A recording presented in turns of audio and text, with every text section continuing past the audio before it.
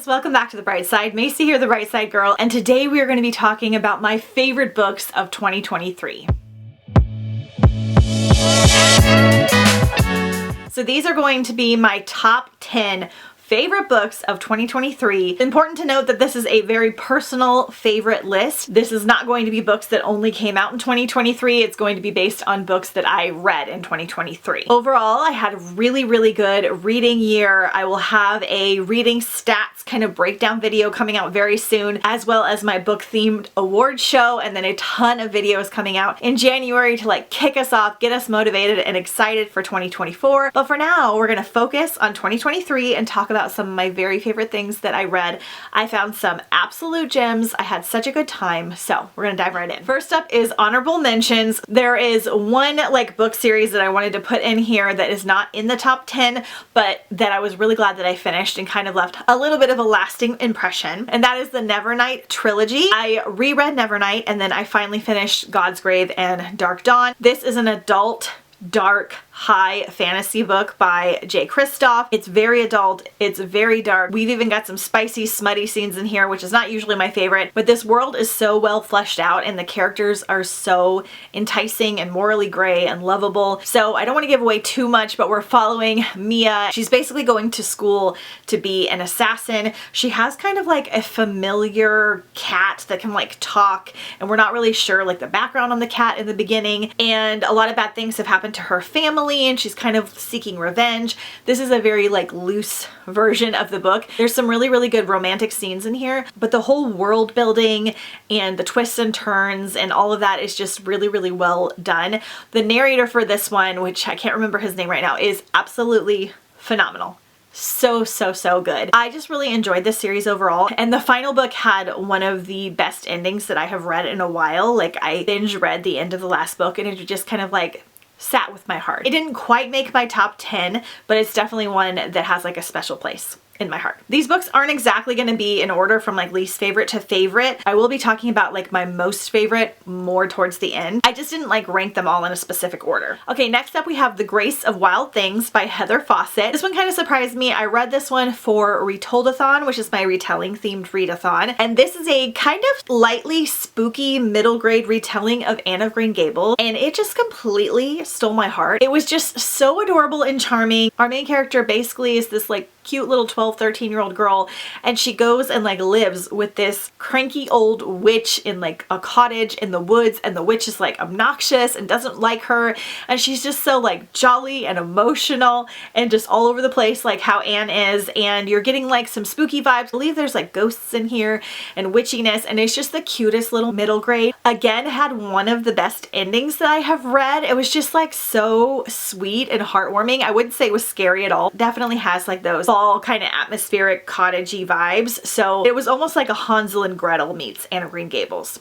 Really enjoyed it, and Heather Fawcett is quickly becoming one of my favorite authors of all time. Next up is The Humans by Matt Haig. This one has such a special place in my heart, as all of these books do. This is just such a sweet, thoughtful read. I read this one during Galaxy-a-thon, which is my space-themed readathon, and this one is actually about an alien that comes to Earth to kill a man who kind of has like learned too much and has to be taken care of. And when he gets here, the job doesn't go quite as planned, and he winds up having to pretend to be the man and live his life to kind of clean up the rest of the people that might know things that the man told them, and he basically assumes his position. So he has a wife, kids, and a job and friends, and he has to be like this for a few days, and he kind of learns what it is to be human, the difficulties of it, but the joys of it, and it's just such a sweet, charming, like fun book. Really humorous and funny. It has a little bit of like a Hitchhiker's Guide to the Galaxy vibe, but not quite as like hokey and wacky. It's just really fun to follow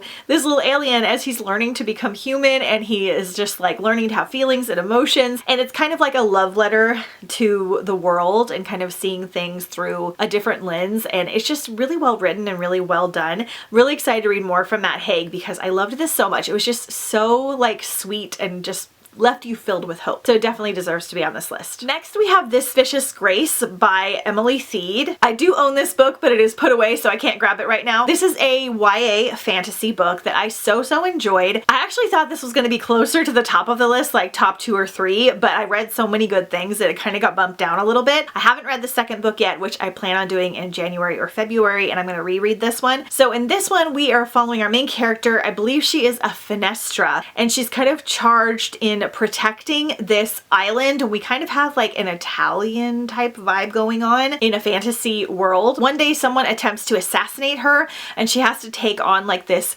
guard that she finds to use as like her protector, and he's kind of like a grumpy sunshine type person. And while he is like protecting her and she's trying to like save everyone and bring about her powers that come about when she is mated up with somebody. I could be way off on my description of this, but this is what I remember, and I'm trying not to like read the descriptions. And they're trying to like find her a perfect match that will like bring these powers out so she can continue to protect the island, is kind of the gist.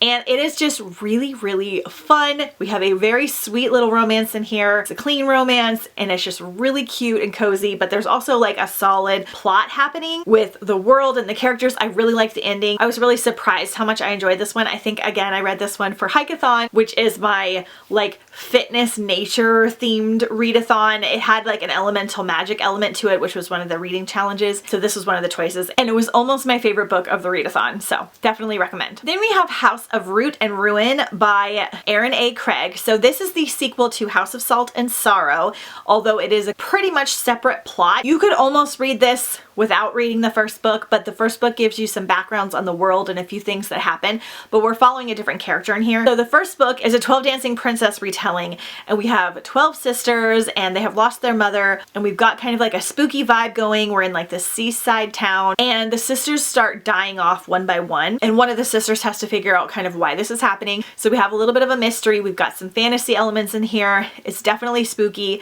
And then this second book, we're following a different sister who's like trying to find her husband basically, and she has to go live with this family in this kind of creepy manor, and there's kind of secrets. It almost has like a small Secret Garden vibe. This one's definitely spookier and darker than the first book. Definitely still YA. I don't find it like actually scary, but it definitely has really good fall spooky kind of ghosty type vibes about it, and I really enjoyed it. I actually only gave it 4 stars when I first finished it, but it's one that's kind of stuck with me over the months, and I keep thinking about it because the ending of this was phenomenal. So I bumped it up to a 5-star because it's lingered with me for so long. The ending of this was so good. This one actually has a few twists in it, and I actually missed one of them and my friend had to fill me in. So now I'm kind of even more anxious for the next book, but she hasn't really announced if she's doing another one. Like, it definitely left with a little bit of a cliffhanger, so we'll have to see like what happens in this world, but it was so good. I loved it so much. Okay, next up we have An Absolutely Remarkable Thing and A Beautifully Foolish Endeavor by Hank Green. This is a duology. I read the first one in February. I actually gave both of these books 4 stars and then bumped them up to 5 stars because they lasted with me through the entire year. I just kept thinking about them and I just loved them so much, so I upped them after like kind of sitting on them for a while. And this duology is just so unique. It is an adult sci-fi duology. Our main character, April May, is roaming the streets of New York, and she finds this like samurai looking robot just on the streets. It's like full life size. It looks very expensive and legitimate, and she takes a video of it and she posts it like on YouTube or something, and it goes viral, like millions and millions and millions of views. And after this happens, these little robot samurais start popping up in different areas of the world, and nobody understands why they're there, what they are, what's happening, what we need to do about it, and if they do anything. It's just kind of this mystery. It reminded me a lot of Sleeping Giants, but it was also very different. It had a lot to do with like social media and dealing with like fame and politics, but we had this really cool sci-fi element as well. The characters in here are so lovable, relatable, and fun. It is just such a fun duology. The second book went places I just did not expect. I kept texting my friend who had read it too, being like, oh my gosh, what is happening? What? We just enjoyed it so much, and the ending of the second book was so good. I think I like them both equally. Just the premise of it was so much fun. If you guys know of any more books where things appear on Earth and we don't really know like what they are, apparently that's like a random trope that I love, because I loved Sleeping Giants, I loved this one, and there was another book called Burning Midnight that I really loved that was the same kind of a thing, and it was also a wild ride. But this duology is so good. It's a very easy sci-fi read, as it has like a lot of social and political elements, and it's not too heavy on the sci-fi portions, but it's like really fun and fast-paced. The main narrator is amazing, and then the second book, full cast narration with different narrators, and it was just done so well. I absolutely loved it. All right, then we have 2 books from January. I was so happy that both of these books lasted throughout the entire year, still on my top 10 list. I love starting the year off that way, and I was just so surprised. The very first physical book that I read was Hearts We Stole by Emily Lloyd Jones. Again, is quickly becoming one of my favorite authors ever. I just picked this up on a whim. It didn't have an audiobook, so I just wanted to physically read something, and it just completely blew me away. It was so unique and so well written and surprising. In this book, it's like our world, but demons have arrived, and they are basically demons that you can bargain with, and they will take like a body part from you, and nobody really knows why. So if you like need some extra cash or something, you can trade like a finger and they'll give you a bunch of money. So they're almost like genies. They'll kind of grant a wish, but you have to kind of give away a body part, and no one knows what they're doing with them or kind of why they're there, but we're just kind of accepting it. They look like humans and they're just here, and it is so interesting. First page starts off with there was a demon knitting outside of the hospital, and I was just like sucked in from the beginning because that was like one of my favorite first lines I've ever read. And our main character winds up trading her heart for something, and she's still able to like live and everything, but it's just like such a unique premise. And then it took some twists and turns that I did not see coming at all. This is a YA novel. It does have some harder hitting subjects because a lot of the people will trade their body parts and things because they have such hard living situations. Like our main character has a really rough home life with her, I think it's her dad, it might be both parents. She just has a really rough time and she's trying to kind of get out of this situation. So it does have some harder hitting topics, but it's done in such an amazing way, and it's not like gory at all. You're not like seeing them chop off an arm and there's no screaming. Like it's literally just like, oh, you trade this body part, and then it's just done. You don't hear anything else about it. So I wouldn't put it as like a spooky read at all, even though there's demons and things. It's just so well written. I love Emily Lloyd Jones's The Bone Houses as well, so I really need to read more from her because this was just phenomenal, and I still think about the ending of this one. All right, and then one of the first audiobooks that I read in 2023 was Rock, Paper, Scissors by Alice Feeney. I went on this like winter thriller kick because I really wanted some like winter vibe books for January. It did not go that well. I read a bunch of thrillers. I didn't like any of them really, but this is one of the first ones that I read, and it kind of spoiled me because it was so good. It was perfect. But I actually listened to this while I took down my shelves and kind of got everything ready for the new year. It has 2 narrators. We have Stephanie Rainsine, I believe, and I can't remember the male, but they're both phenomenal. This is an adult thriller about a couple that is having a really hard time in their marriage. They rent this cabin in this like snowy area, and they go to spend like a week there in the winter and kind of try and reconnect and revive their marriage. But when they get there, things are not like what they seem, and there's some spooky kind of weird things happening. So this does have like a slightly spooky vibe about it, but it's really just more atmospheric and mysterious than anything. It has a lot of winter vibes, which I really loved. They're in this like snowy, I think it's like an old church that they're staying at. It's like snowy and things are creaky. There's drafts and wind, so you get all of these cool snowy vibes about it. And then there are so many twists and turns in this book, and I love that it did talk about their pasts and it did go some darker places, but it wasn't too intense. I don't like when thrillers spend the majority of the book in the past of the characters. I want to be kind of in the focus.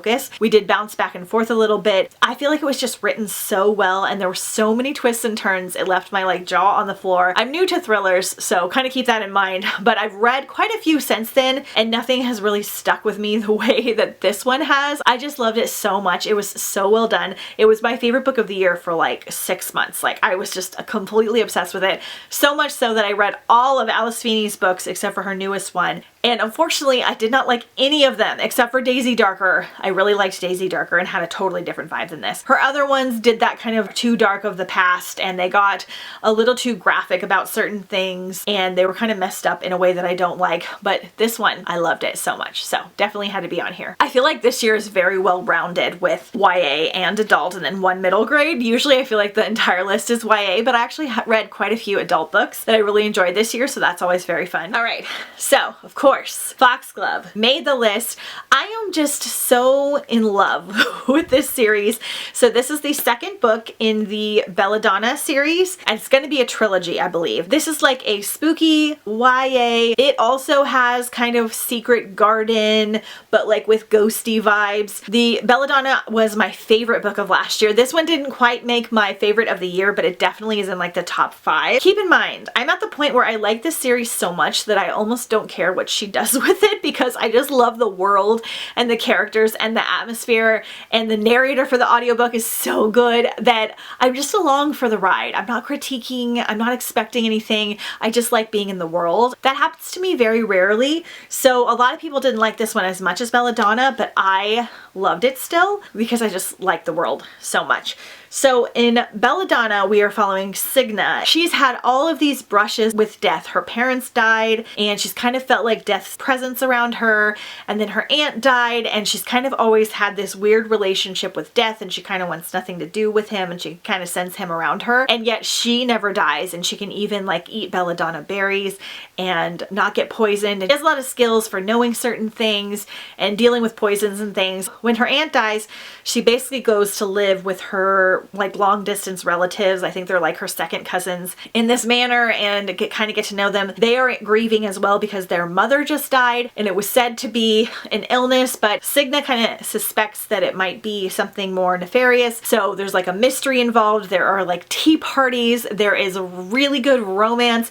A tiny bit of spiciness, just a tiny bit. It is done so well. I loved it so much. The narrator was amazing. It was just such a cool atmospheric type vibe about it. We're like doing tea parties, and there's balls, and there's ghosts and murder, and it's just done so well. In the second book, I don't want to say anything because it'll give stuff away. We have additional characters that we follow in here, and it kind of takes a little bit of a twist. I believe the second book will as well, but I absolutely loved it, and I gave this one 5 stars as well. This is the only book I pre-ordered this year, and one of like 5 that I bought new because I love it so much, and also it's just so freaking beautiful. So the last 2 books are tied for first place, and I can't decide, and they are so drastically different. We're gonna talk about Vicious first. I'm combining Vicious and Vengeful. This is a duology by Victoria Schwab, or V.E. Schwab, when she writes her adult novels. Finally read these. I believe it's the 10-year anniversary for these. I've had a love-hate relationship with Victoria Schwab. I first started off with This Savage Song, and then I read her other archived series, and I enjoyed them. I really loved the idea of them and the world, but they definitely had like a darker undertone and kind of more of like a somberness about them that I didn't fully love. But then last year I read Invisible Life of Addie LaRue and Gallant, and those made my top 10 list of the year. So I was like, we need to do some more Victoria Schwab. I'm even thinking about rereading This Savage Song. Like maybe my moods have just changed. This is an adult sci-fi duology. I definitely loved Vicious more, but again, kind of like Foxglove, I just like being in the world and with the characters so much. All of Victoria's thoughts and everything are done so well. This again had some of my favorite lines. So I read this for Not So Scary-a-thon, which is my fall Halloween themed readathon, and I wasn't sure if I was going to wind up reading it because I didn't know if it was going to be the kind of dark, atmospheric, moody read that I like for that readathon, but I was like, it has like skulls and stuff on the cover, so we'll see. And then the first sentence is, Victor readjusted the shovel on his shoulder and stepped gingerly over an old half-sunken grave. And I was like, okay, we're good. He's like in a cemetery digging up bodies. So this one's not scary at all. It is very dark compared to what I normally read. The writing is so phenomenal. The characters are so morally gray and still lovable. It's just written so well. So in this book we are following Victor and Eli, and they are in college together, and they're both kind of trying to write their, I believe, their thesis, and Victor decides that he wants to write about EOs, which are people with extraordinary abilities. He has this very kind of like Sherlock type brain about him. He's very smart, but he can come off kind of cold or emotionless. And he wants to study this and figure out if it's possible for people to become extraordinary by doing certain things. So the research is based on adrenaline near-death experiences, and things just go out of control from there with him and his best friend Eli. And it gets very dark and gritty and so smart, and it's so good. This second book, we're following other characters more than we are the character that we all love from this one. There's such a lovable, morally great character in here, but It's done so well. It's definitely longer. It definitely goes a little bit more wild, but I just love them both so much. I read Vicious in like 2 or 3 days, and I have not been physically reading very much. I remember a few years ago trying to read the audiobooks and I didn't fully love the narrator. My friend said that she liked the narrator and it was fine, but I would recommend physically reading them, which I almost never do just because the experience was so good. And we kind of jump back and forth between timelines. So in Vicious, we start out with last night in the Merritt Cemetery for chapter 1. And then in chapter 2, it goes 10 years ago, Laughlin University. So you're kind of jumping back and forth between present day and then what happened to get them to this place in the past. So absolutely loved it. One of my favorite books, duologies of all time. There's a rumor there's going to be a 3rd book. I will fangirl scream when that happens. It's reached that level. So absolutely adore. All right, ending it off on a lighter note, and the exact opposite of Vicious is Emily Wilde's Encyclopedia of Fairies by Heather Fawcett. Up until I read Vicious, this was my favorite book of the year, and now they're kind of tied. This is the exact opposite. It is like a cozy fantasy adult romance, pretty much a clean romance, very sweet, very cozy, but also still has a full plot and is very interesting. I read a couple of cozy ones that I didn't love because there just wasn't much going on besides the vibes, and I love the vibes of the coziness, but I needed something more. In this one, we're following Emily Wilde as she is writing an encyclopedia of fairies and studying the Fae. She doesn't really like people, but she's going to this certain area to study the Fae. She has no intention of like making friends with the gruff townsfolk or spending time with anyone. There is a new arrival of the dashing, insufferable, handsome academic rival, Wendell Bamblebee. And as she gets closer to uncovering the secrets of the hidden ones, the most elusive of all the fairies, she also finds herself on the trail of another mystery. Who is Wendell Bamblebee and what does he really want? To find the answer, she'll unlock the greatest mystery of all, her own heart.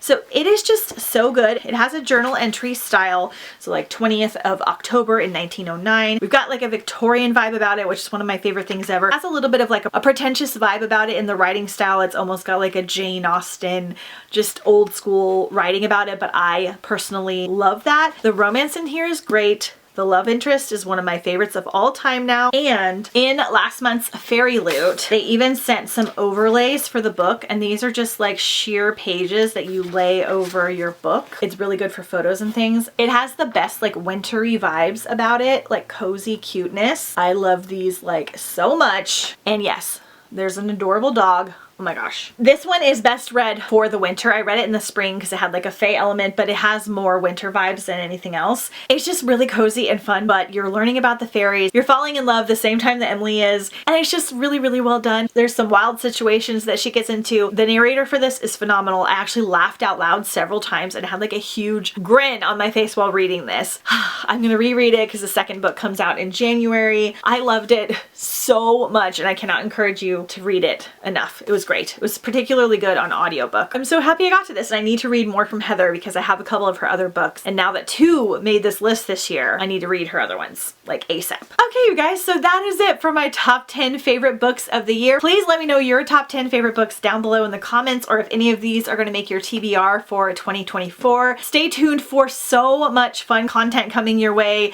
I've got a readathon announcement. I've got a most anticipated list. We'll have a cool January TBR. There's just a lot of fun things coming. I'm very excited for next year, and hopefully we have even more amazing books to put on our end of the year list. Don't forget to follow me on Instagram at The Bright Side Girl for more bookish and non-bookish content. Hey, subscribe if you haven't already. I hope you guys had a Merry Christmas, and I'll see you guys next time on The Bright Side.